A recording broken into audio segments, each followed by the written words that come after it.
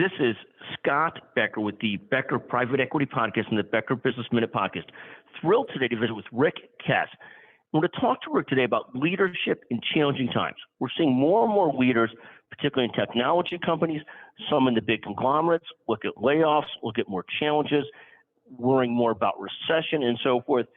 Rick, you've been a long-term partner at RSM, brilliant centered business person and leader.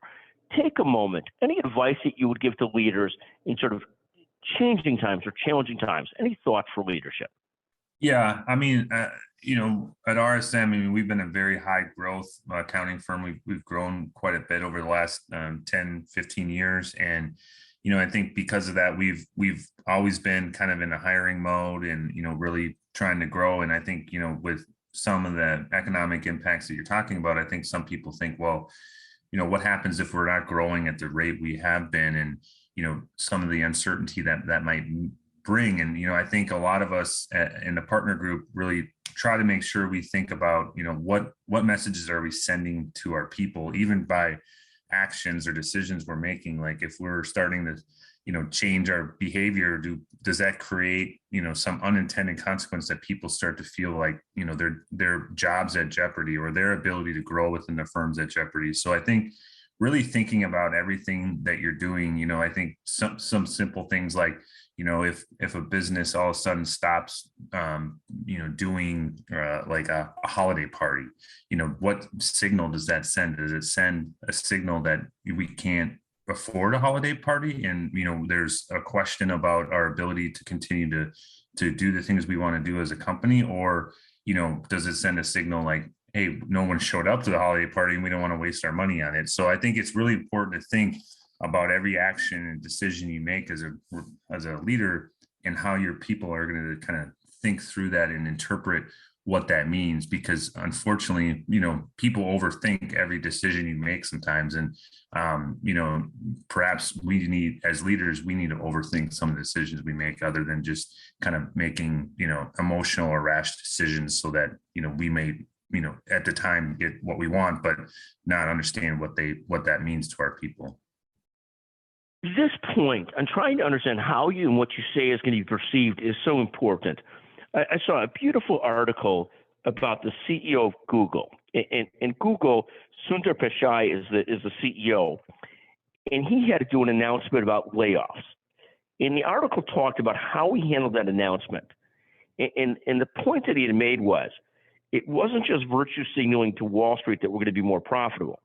He said in his announcements, everybody who's being laid off has already been told. And this small difference in how that was handled versus how most companies handle it. Most companies make a big announcement to Wall Street and say, we're going to conduct layoffs, but they haven't yet told people who's going to be laid off. So that leads to a tremendous amount of fear within the company. In this example of leadership, of how things are going to be approached, obviously saying you're doing layoffs sends multiple signals to Wall Street.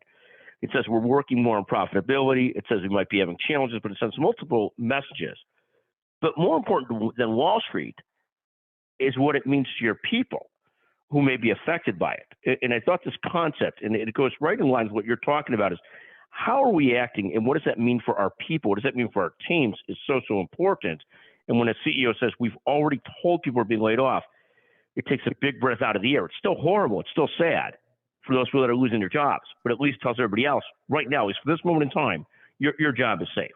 And I think that is just a fascinating perspective on this concept of what are we signaling to people? What are we telling people? How are they hearing it? How are they feeling it? Rick, any other thoughts on leadership in challenging times? The other thing that I think has been a common theme of discussion amongst the partners I work with is, I think some of us have a belief that, the world has changed dramatically in the last 3 years. People want more flexibility and they want to be able to work where they want to work and how they want to work. And, I think there's a school of thought that believes that, hey, if we get our people back in the office, they'll get back to the productivity levels pre-COVID, and, they'll act and react the way that, people did, in 2019. And I think the alternative way of thinking about that is no, it's not going to go back. People have changed, and we need to accept that the world is different today than it was 3 years ago, and the way people learn and the cultures and how we build culture and all those things that we are accustomed to doing pre-COVID, a lot of that's no longer going to be possible. So I think, the mindset of like, well, if we just get people back in the office and we just do this and we start kind of getting back to who we were pre-COVID, we'll get all the things we wanted to get, and I think that's just not going to happen, in my opinion. I think we just need to realize that we're probably not going back to that environment, and maybe we shouldn't even, consider it. And we should just accept the fact that we have to start figuring out how to create culture and how to create relationships and do the things that, we've been doing for the last 3 years for the rest of, our business cycle. So I think that mindset, I think, is slowly evaporating, that we need to get our people back here, and we need to do this, we need to do that, so that, we can continue to kind of think through what's the real future look like, and what do people really want and need, and really achieve those goals. But your point is really a really interesting question or point, because there certainly are some people or some firms that very much are pushing hard, whether it's JP Morgan Chase, whether it's Disney, whether it's Elon Musk's set of companies that are really trying to push people, Twitter and Tesla, to get people back to work in person. And then as a big professional services firm, it seems to be a huge mix out there, and people would love to have their people learning and working in teams and closer together.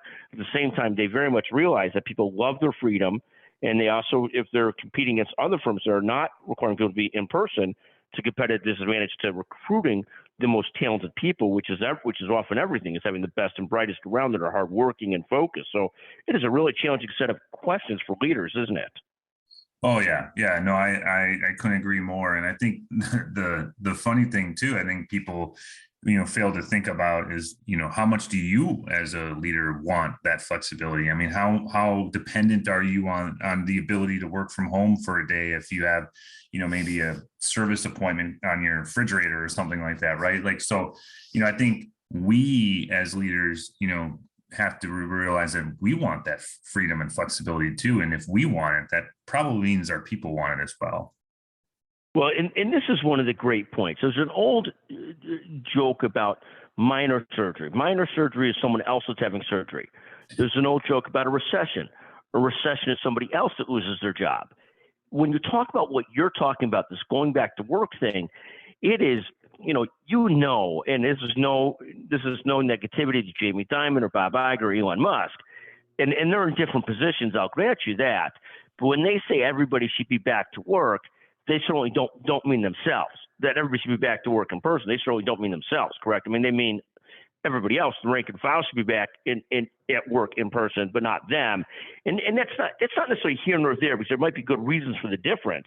But when you point out the CEO wants that flexibility, wants to be able to sort of go where they have to go when they have to go, versus what they want for others. It's a very different thing, and it does cause tremendous stress and tension in organizations, and some level of disconnect and dissonance too, doesn't it? Where some group of people are told to get back, some are not, and that causes some challenges, doesn't it?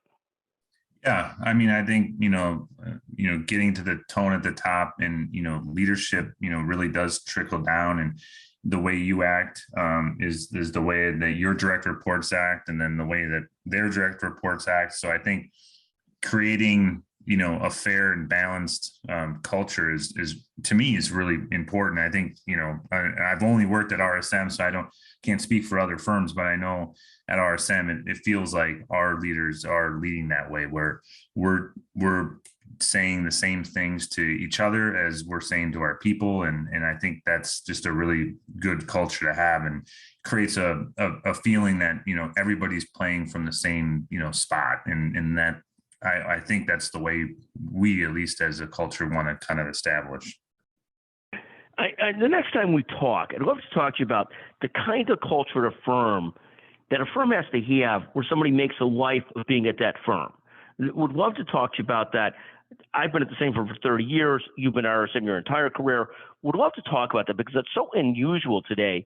And we'd love to talk about the culture of the firm, the culture of the person. What leads to that sort of situation where somebody stays their entire career at one place, and why, when it works, it could be so magical for a career? Rick, I want to thank you for joining us today on the Becker Private Equity and Becker Business Minute podcast. Just fantastic to visit with you. Thank you very, very much. Thanks, Scott. Appreciate it.